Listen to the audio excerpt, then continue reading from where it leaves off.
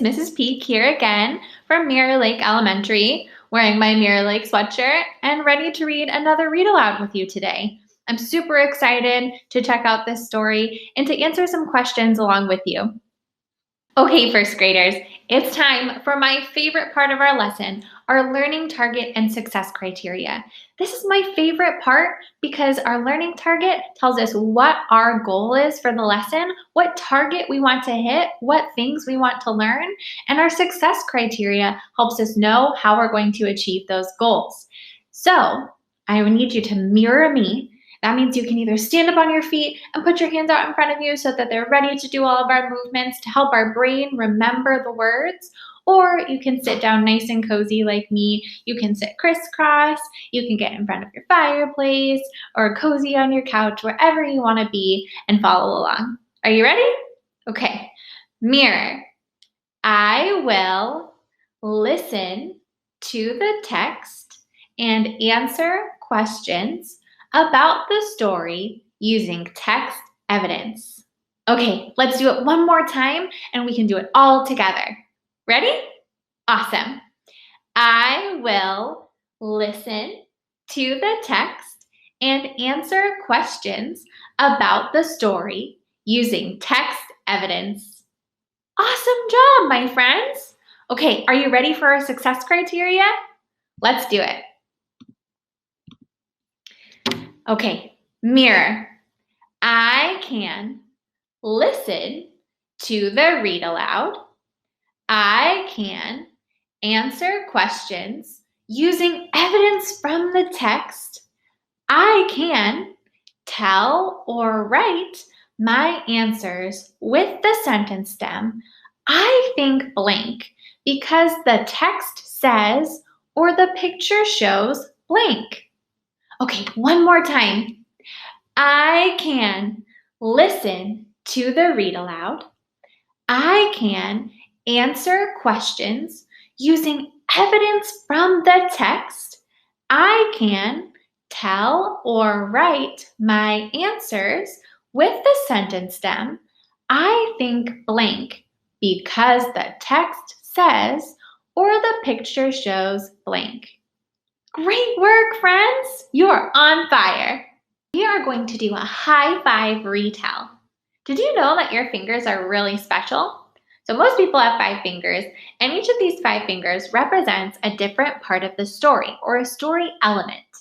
And our thumb represents our characters, so who the people or creatures, important characters are in the story. And then this finger represents the setting. So where does the story take place? Is it in Federal Way? Is it on the moon? Is it on the beach? Is it in a car? Where are our characters? And then what happens in the beginning, in the middle, and at the end? And we can use keywords like first, next, last to retell, or in the beginning, in the middle, and at the end. So while we're watching, I need you to take your magic fingers, right? And if you see some characters, you're going to wiggle your thumb. If you see the setting, you're going to wiggle your pointer finger. And if you see the beginning, your middle finger. And then if you see what's happening in the middle, so like the bulk of the story where most of the action is happening, you're going to wiggle this finger.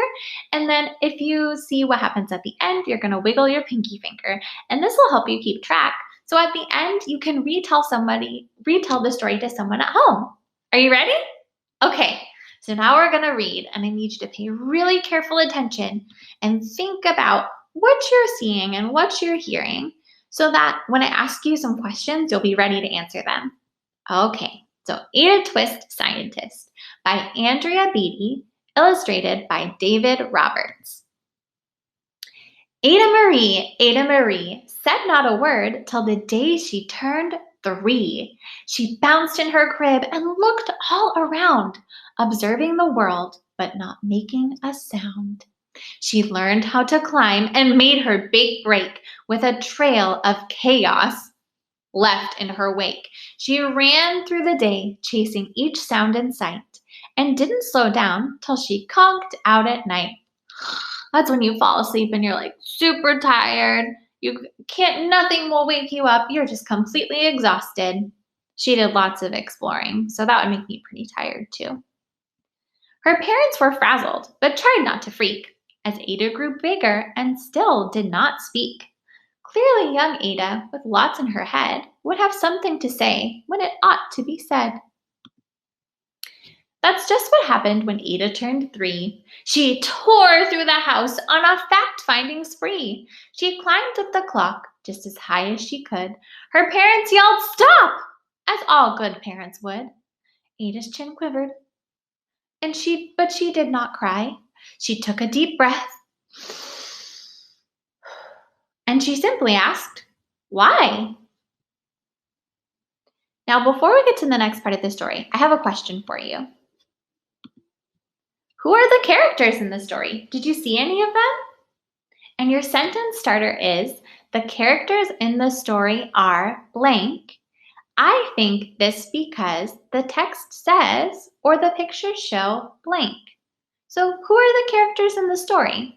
How do you know? Awesome job. I hope you had the time to write that question down or your response down, or to tell somebody in your family or a friend. Now let's keep reading. Why does it tick and why does it talk? Why don't we call it granddaughter clock? Why are there pointy things stuck to a rose? Why are there hairs up inside of your nose? She started with why and then what, how, and when. By bedtime, she came back to why once again. She drifted to sleep as her dazed parents smiled at the curious thoughts of their curious child, who wanted to know what the world was about. They kissed her and whispered, "You'll figure it out." Ada is full of lots of questions. Her parents kept up with their high-flying kid. Why? What? How? When? Why? What does it do? What is it for? Will it be the same? Why won't it? What if? Why? Will it? When will it? When? What? How soon is now? How can I find out? Why does it? How? Can I? Why? How does it? Whew, whose questions and chaos both grew as she did. Even Miss Greer found her hands were quite full when young Ada's chaos wreaked havoc at school. But this much was clear about Miss Ada Twist. She had all the great traits of a great scientist. All right, so I have one more question before we keep reading. Where does the story take place? What's the setting of this story? And here's your sentence starter. The story takes place blank. I think this because the text says, or the pictures show, blank. Awesome work. I hope that you have some time to think about this question and maybe not answer it right away, but hopefully you can answer it after we finish the video. All right. Ada was busy that first day of spring, testing the sounds that make mockingbirds sing, when a horrible stench whacked her right in the nose, a pungent aroma that curled up her toes. A pungent aroma is something that smells really, really bad. Have you ever smelled something really, really bad?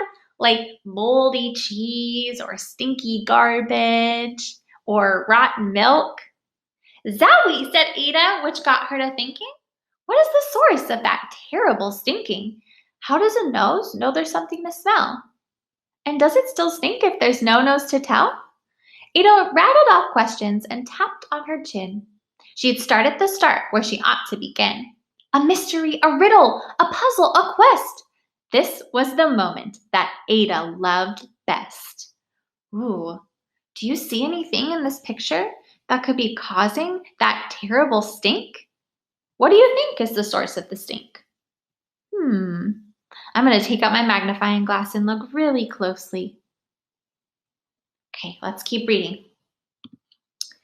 Ada did research to learn all she could of smelling and smells, both stinky and good. One hypothesis Ada thought could be true.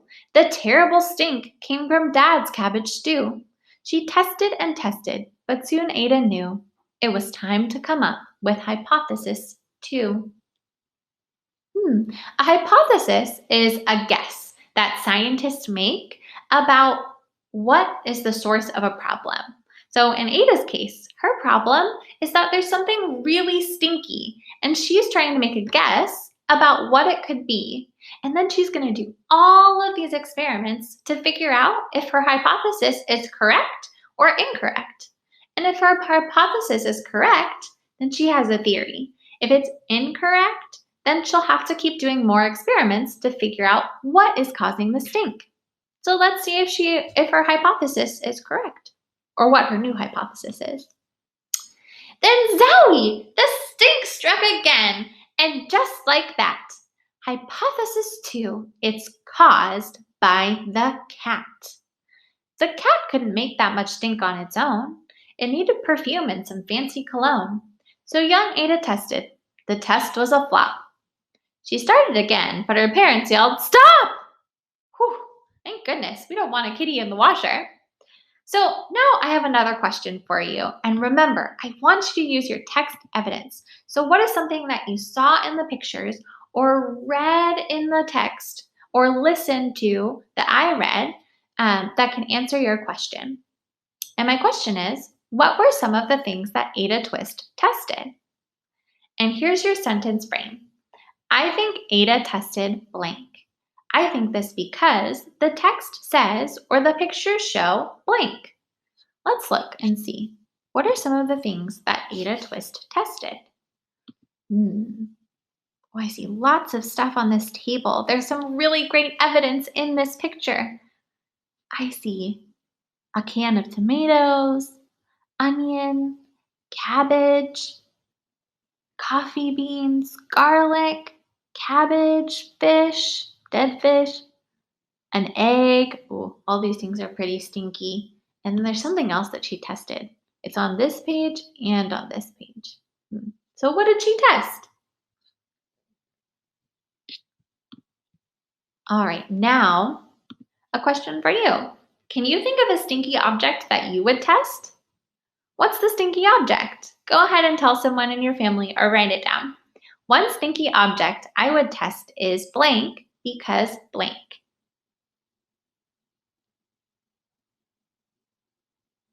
Great work. All right, now let's keep reading and see if we can figure out what is the source of the stink. Ada Marie, to the thinking chair now by the time we count 3. Enough, said her mother. That's it, said her dad. Her parents were frustrated, frazzled, and mad. Why? Ada questioned. Her mother said no. What? Ada queried. Her father said, go. You've ruined our supper. You've made the cat stink. Enough with your questions. Now sit there and think. She looked at her parents. Her heart turned to goo. Poor Ada Twist didn't know what to do. She sat all alone by herself in the hall, and Ada once more could say nothing at all. And so Ada sat, and she sat, and she sat, and she thought about science and Stu and the cat, and how her experiments made such a big mess. Does it have to be so? Is that part of success? Are messes a problem? And while she was thinking, what was the source of that terrible stinking? Ada Marie did what scientists do. She asked a small question, and then she asked 2. And each of those led her to 3 questions more. And some of those questions resulted in 4. As Ada got thinking, she really dug in. She scribbled her questions and tapped on her chin. She started at why, and then what, how, and when. And at the end of the hall, she reached why once again. Whoa, that is a lot of writing. Her parents calmed down, and they came back to talk. They looked at the hallway and just had to gawk. Oh, no patch of bare paint could be seen on the wall. The thinking chair now was the great thinking hall. They watched their young daughter and sighed as they did. What would they do with this curious kid who wanted to know what the world was about? They smiled and whispered, "We'll figure it out." And that's what they did, because that's what you do when your kid has a passion and a heart that is true. They remade their world. Now they're all in the act of helping young Ada sort fiction from fact. She asked lots of questions. How could she resist? It's all in the heart of a young scientist. And as for that smell, what can Ada Twist do but learn all she can with her friends in grade 2? Will they discover the stink that curls toes? Well, that is the question. And someday, who knows? All right, that is the end of our story. And that brings us to our final question. What was causing the stinking smell? How do you know? And here's your sentence starter. I think blank was causing the stinking smell. I think this because the text says or the picture shows blank. So what was causing the stinking smell? What's your text evidence? Let's look back. Let's see. I see that they're testing all sorts of things like donuts and broken eggs and Legos and banana peels and onions and flowers and tentacles and maybe quiche and hot dog. But I don't think it's any of those things. Let's look back at all the times that she smelled the stinky smell. Let's see. So here's the first time she smelled the stinky smell. So we know it wasn't the cat, and we know that it wasn't any of these things. Let's see. What's here? What do you see in the picture that might be causing the stinky smell? Let's look ahead and see if there are other pages. Do you see anything on this picture, on this page, that might show what's causing the stinky smell? Is there anything that's the same on this page that's the same on the last page?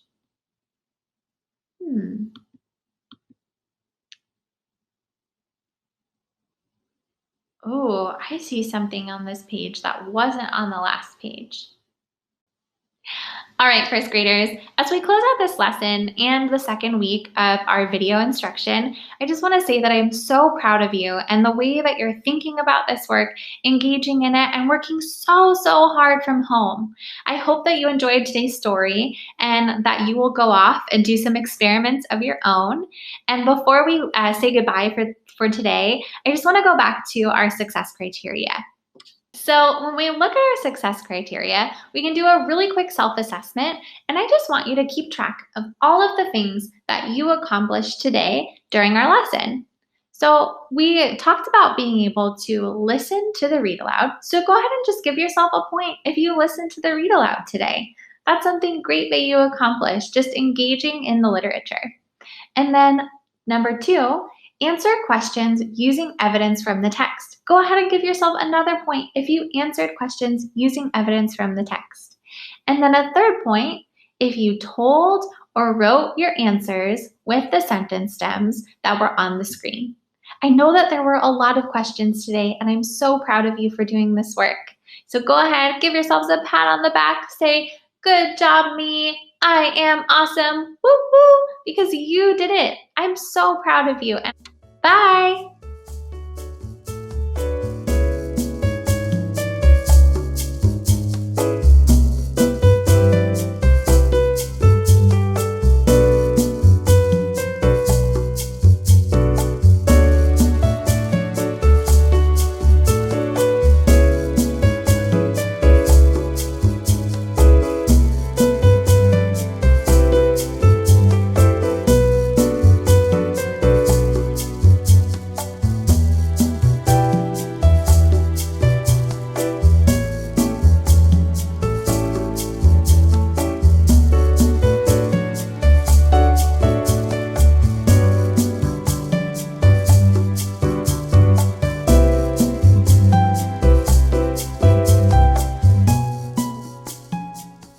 Hi friends, welcome back to first grade math with Mrs. Fernia.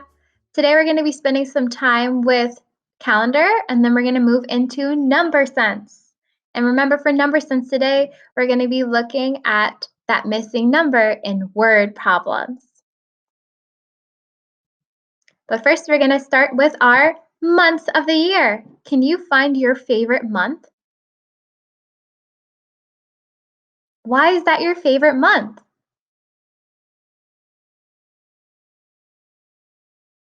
Thank you. My favorite month would have to be June because it's just starting to get hot and you get to do all these cool things outdoors. Do you remember how many months there are in a year? Yep, there are 12 months in a year. And here are all of our months. Do you know which month we're in right now? Yep, we are in the month of July, and July is right here. All right, we're going to get started on our months of the year song. Here we go. January, February, March, April, May, June, July, and August, September, October, November, and December. These are the months of the year. All right, let's do it again one more time. January, February, March, April, May, June, July, and August, September, October, November, and December. These are the months of the year. Now we're going to do our days of the week. Can you find your favorite day of the week? Can you tell me why it's your favorite day of the week? My favorite day of the week would have to be Saturday. Can you find Saturday? Yep, it's right here. My favorite day of the week is Saturday because I get to spend all day with my family. Do you remember how many days there are in a week? Yep, there are 7 days in a week, and each one of them has the word day. And day for all of them is at the end.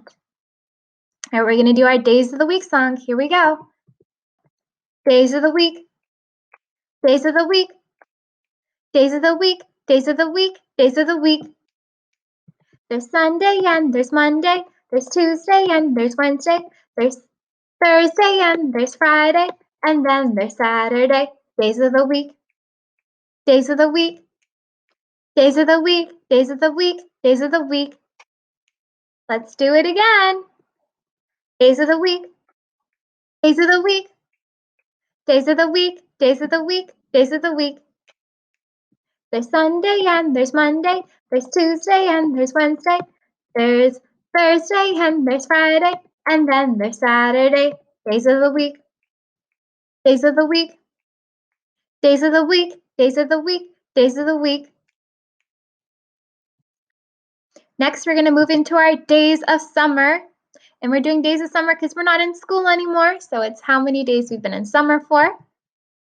Can you see how many days we've been in summer for so far? What number is this right here? Can you say it? Yep, say it again one more time. What number is this? Yep, it's 32. So if we're going to take that number 32 and write it down, it would look like this. 30 and then 2. Now we're going to take 32 and put it in a 10 frame. Do you know how many tens are in the number 32?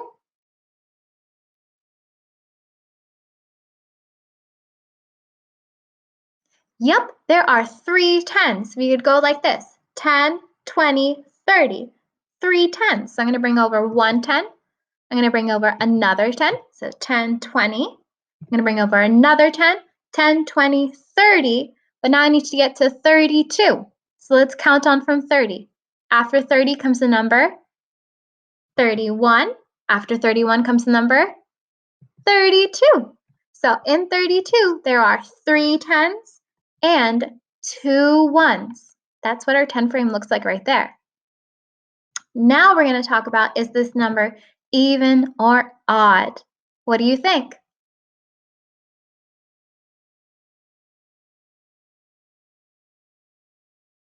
Yeah, this number is even.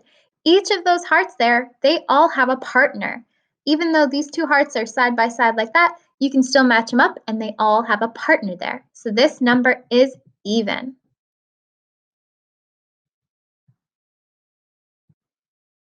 Now we're going to take that number 32 and we're going to show what it looks like with some tens and ones blocks. Do you remember how many tens were in the number 32?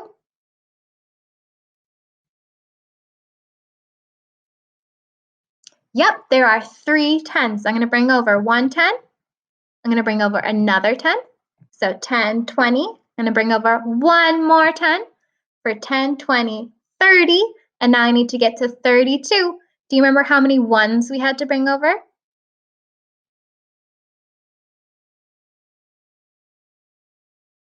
Yep, 2 more ones because it would go 31, 32. That's it. So in this number, the 3 means 3 10s, the 2 means 2 ones. Now we're going to take 32 and show what it looks like with a number bond. Do you remember what our whole is here? How many do we have all together? Yep, we have 32 all together. And then what's one part? Yep, one part is 30 because we have 3 10s. And then the other part is? The other part is 2 because we have 2 ones.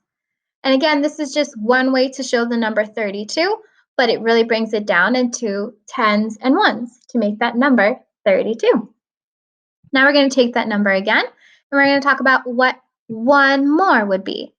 So that means we're going to add one more 1 to the number 32. And now, you can see it just flew in right there. Now how many 1s do we have? Yeah, can you count them? Yep, there are 3 1s, or the number 3. And then did we do anything with our 10s? Nope, our 10s are still the same. So we still have 3 10s. So if we put that number together, 30 and 3, that makes the number 33. So 32 and 1 more is the same thing as 33. Now we're going to take 32 again, and we're going to talk about what 1 less would be. So if we take 32 and we take away one of these 1s, so that's going to fly away. Now, how many 1s do we have? Yep, we have 1 1, or the number 1. Do we do anything to those 10s? Nope, our 10s are still the same, so we have 3 10s. So then 30 and 1 more together make the number 31. So 32, take away 1, or 1 less, is the same as 31. All right, now we're going to move into number sense. So our learning target for today is I will solve word problems by counting on. Let's read it together one more time. It says, I will solve word problems by counting on. Can you tell your family how you're going to solve word problems today? Yeah, you're going to solve them by counting on. Let's go ahead and look at our learning target again. It says, I will solve word problems. And remember, a word problem is a story with numbers where you're asked to figure something out. Today, our word problems are going to look like this. There are 8 cats in all, so we know our whole. 5 cats, one part, are sitting underneath trees, and some of them, another part, are sitting up in the trees. So we can take this, where we know that 5 is one part and some more is another part, and we know that together they make 8, or a total.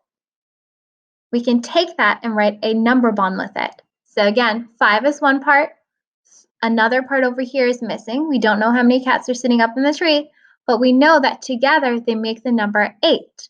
And so we can take this number bond that we just made and write one way to add. Do you know what that would look like?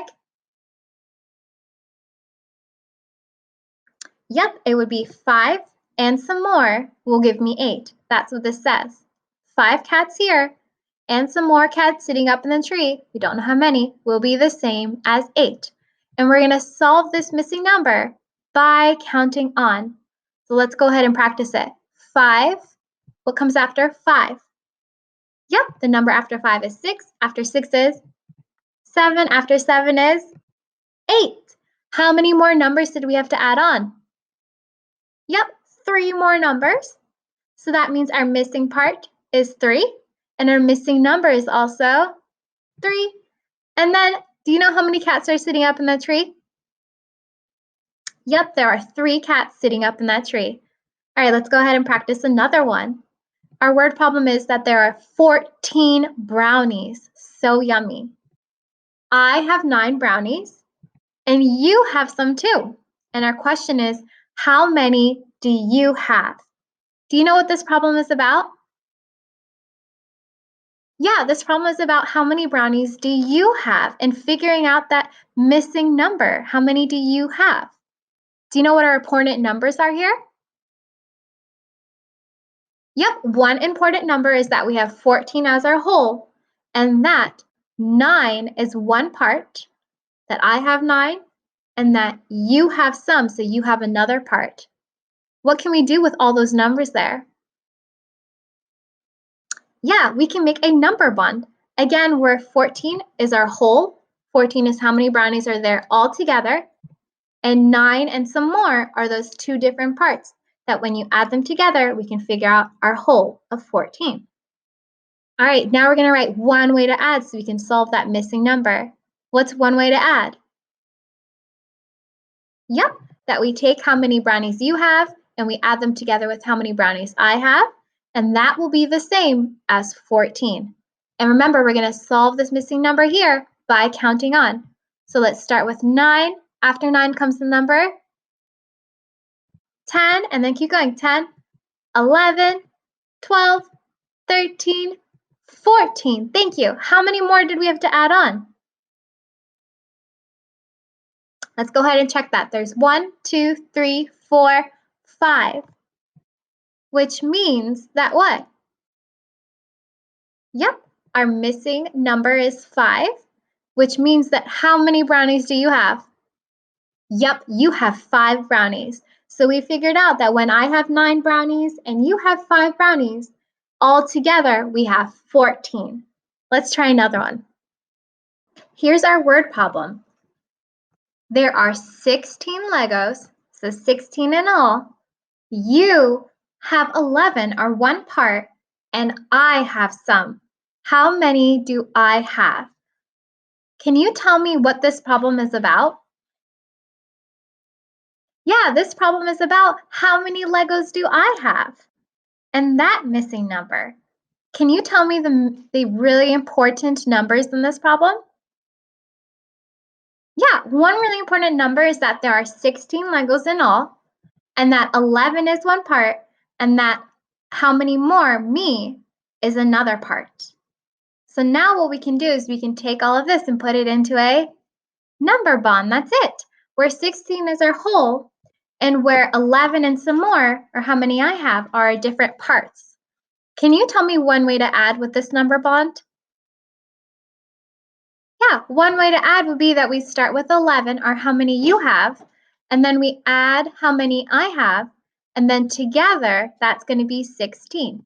Because we know that when we take your Legos and my Legos, together they make 16. And remember, we're going to figure out that missing number, this missing number here, by counting on. So let's go ahead again. Start with 11. What comes after 11?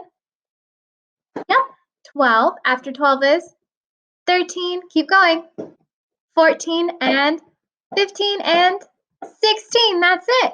Now, how many more numbers do we have to add on? Let's go ahead and count them. 1, 2, 3, 4, 5 numbers, which means that our missing number is 5.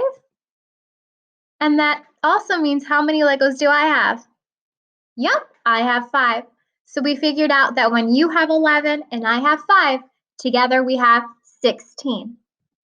So this is the end of our time together. Today we practiced solving word problems by counting on. And remember, word problems could look like this, where you know the total or the whole, and you know one part, but you don't know the other part. And so to figure out that missing part, you could put all your numbers into a number bond, where you have your total and your parts, and then you could use that number bond to write a math equation that could look like this. And then you could solve this missing number by counting on. So in this case, you could think about all the numbers that come after 5 up until 8. So after 5 comes the number 6, and then 7 and 8, and that's 3 numbers, which means that your missing number or your missing part would also be 3. Which also tells you in this case that there were 3 cats sitting up in the tree. All right, so this is something you could be practicing at home with your family too. They could be writing out some word problems for you, or you could be writing your own. and then you could be trying to solve these missing parts by counting on. You could also just be writing these math equations here where there's that missing part or that missing added, and you practiced solving it by counting on. Have a great weekend. Bye.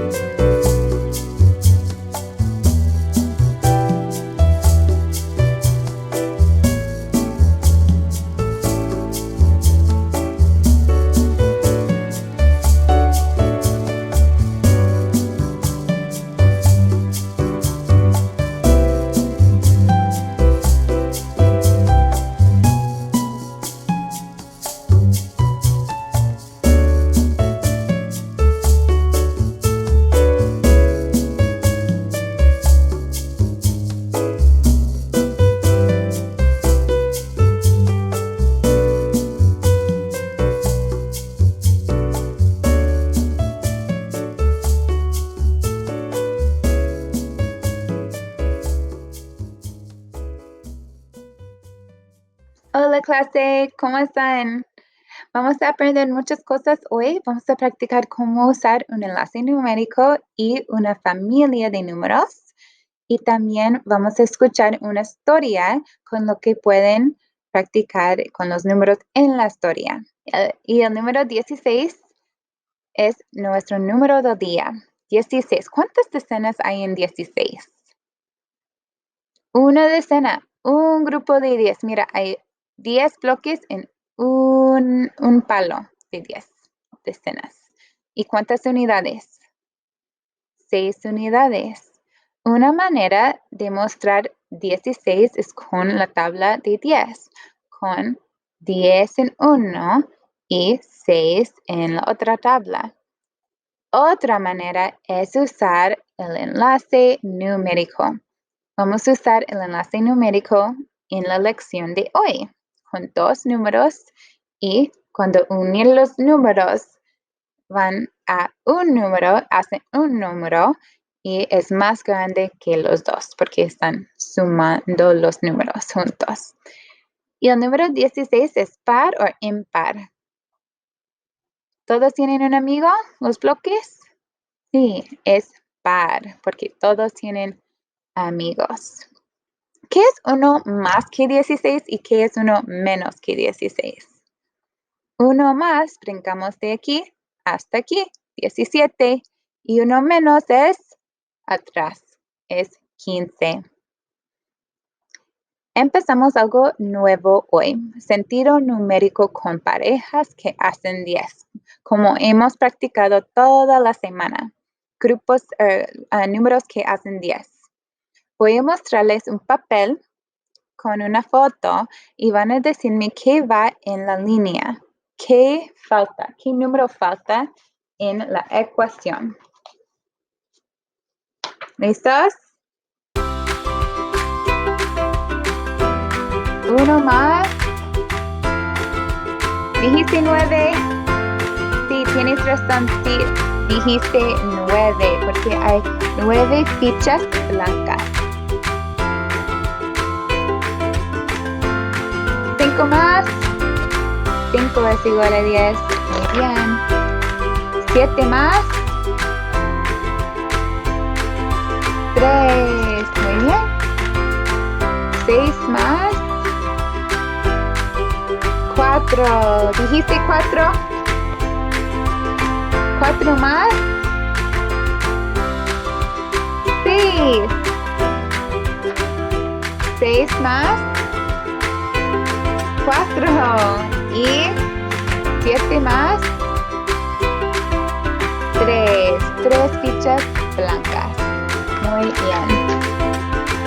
Ahora empezamos con nuestra lección de hoy y una nueva meta. Mi meta de hoy es: podré hacer una familia. Podré hacer una familia de números para ver la relación entre números en una ecuación. Lo que significa es, vamos a construir un enlace numérico, aquí, number bonds, y también vamos a poner todos los números en una familia de números. Tengo una pregunta aquí. Lean conmigo. Bug, mi perito, mi mascota, Bug tenía 12 huesos, pero luego se comió algunos. Le quedaban 5. ¿Cuántos comió ella? ¿Cuántos comió ella? Ahora sabemos que 12 es el número más grande. Tenía 12 huesos y se comió algunos, pero no sabemos cuántos. Y ahora hay 5. 5 huesos. ¿Cuántos comió ella? ¿Cómo vamos a encontrar el número aquí? Voy a contar así, voy a contar en mi línea numérica desde 12. 1, 2, 3, 4, 5. Aquí es 7, el número 7. Es la diferencia, entonces 5 es la diferencia, porque mira, 1, 2, 3, 4, 5 es la diferencia entre 7 y 12. Ahora sé que 12 menos 7 es igual a 5. Tenemos nuestros números. Y de aquí puedo hacer una familia numérica. familia de números. Mis números son 12, 7 y 5, porque había 12 huesos y se comió 7 y ahora hay 5. Mi ecuación de la otra pantalla fue 12 menos 7 es igual a 5. Ahora puedo cambiar el orden y todavía 12 menos 5 es igual a 7. Y si ponemos juntos los números aquí, 5 y 7, ¿qué es mi respuesta? Es 12. Muy bien, porque es una familia de números. Y al revés, 7 más 5 es igual a 12. Es la relación entre los números. Ahora es tiempo para una historia que tengo. Si quieren leerlo conmigo, está bien. A Ana le encanta hornear. Se vienen 8 de sus amigas. Ella hornea 8 pastelitos. Luego, ella hornea 6 más. ¿Cuántos tiene en total? Otra vez. A Ana le encanta hornear. Si vienen 8 de sus amigas. Ella hornea 8 pastelitos. Luego, ella hornea 6 más. ¿Cuántos tiene en total? ¿Qué piensan, chicos? ¿Qué puedo hacer? Sí, puedo poner, porque ella hornea 8 primero, voy a poner 8 aquí. 1, 2, 3, 4, 5, 6, 7, 8. Y luego ella hornea 6 más. 1, 2, 3, 4, 5, 6. Ahora, mira, como hemos practicado, tengo una decena, 10 más, ¿cuántas unidades? 1, 2, 3, 4. ¿Cuántas tiene en total ahora? Sí, 14. Ella hornea 14 pastelitos. ¿Qué pasaría si ella horneaba 6 para ella primero y 8 para sus amigas después? Vamos a ver. Si ella hornea 6 primero, 1, 2, 3, 4, 5, 6, y luego 8, 1, 2, 3, 4, 5, 6, 7, 8, ¿cuántos hornea ella?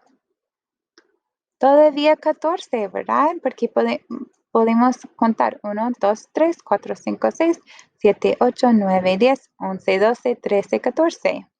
Mira, no importa el orden.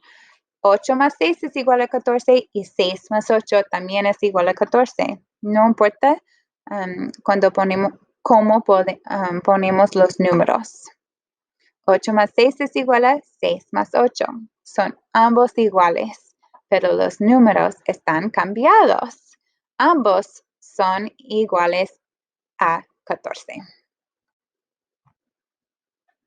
Ahora, Ana tuvo hambre, tuvo mucho hambre y comió 6 pastelitos antes de que llegaran sus amigos. ¿Cuántos quedan? Ahora ya sabemos que ella cocinó, tiene 14 pastelitos, pero se comió 6. Entonces restamos 6. 1, 2, 3, 4, 5, 6. ¿Cuántos hay?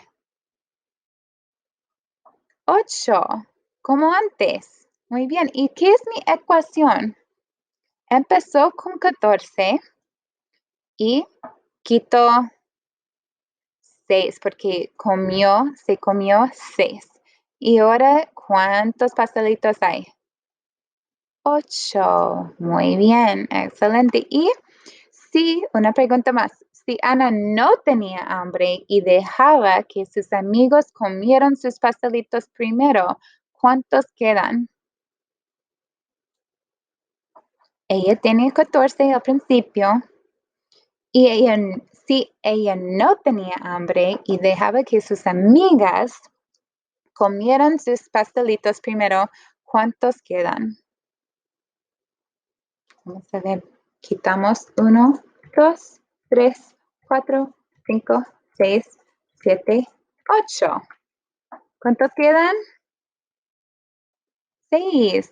Muy bien. Es 6. Porque antes había 14. Una parte es 6. ¿Y qué va aquí? Si mis números son 14, 6 y 8, ¿qué va aquí? Es 8. 8, porque quitamos 8. Quitamos 8, ahora tenemos 6. Y en mi enlace numérico tengo 3 números. Mira, con esta historia hemos creado una familia de números compuesta de 3 números, 2 sumas y 2 restas. Así es como están relacionados. ¿Podemos poner todos los números juntos, los 3? A ver, empezamos con 8. 8 más 6. 8 más 6 es igual a ¿qué? 14, ¿sí? Y al revés, 6 más 8 es igual a 14. Y para mis restas, tenemos 14 menos 6 es igual a 8 y 14 menos 8 es igual a 6. Es una familia de números. Todos van juntos en una manera.